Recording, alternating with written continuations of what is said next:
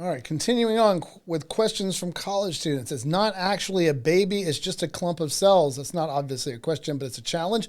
I remember years and years and years ago, I was speaking, I believe, in Connecticut, and a young lady stood up and said this to me in a classroom. She said, "It's not actually a baby, it's just a clump of cells." To which I responded, "So are you. You're also a clump of cells. So am I. So is everybody else."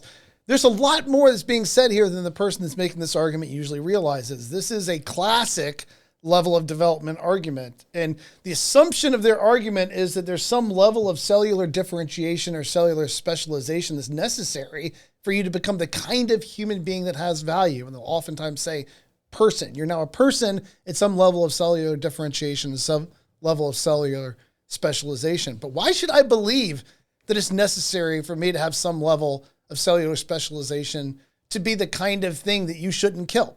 Why should I accept that? There has to be an argument for that. You can't just assert it. You don't get to just say that. You have to present a case for it.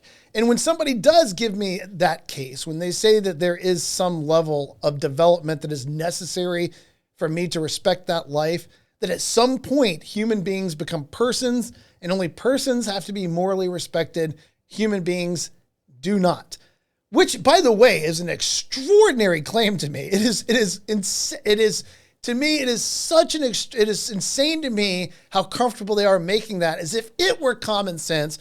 And my position that every human being ought to be treated with dignity and respect is somehow extreme. They have taken it upon themselves to divide up the human family between those human beings they're allowed to kill and those that they are not. And they believe that they know who falls into which category. Who gave you that authority to start off? But the second thing I always ask is, so you have a responsibility then. When does it happen? What is the single event in my development that was so important that it was okay to kill me before that happened, and then immediately after it would become wrong, the greatest wrong that we can ever commit against somebody else? And the second question I would have after that is, how can I ever trust that you got it right? Because your argument assumes what we both agree, that it is morally wrong, the greatest wrong we can ever commit against another human being, to kill another human being, to kill a person in those terms. How can I ever believe that you're right when you say, well, you shouldn't kill that human being, but it's okay for you to kill that one? Because if you're wrong, you're inviting me to participate in great, great injustice. So when they say things like it's just a clump of cells, within there is an assertion that hides a deep, deep argument about what it means to be human and who belongs in the family of valuable human beings.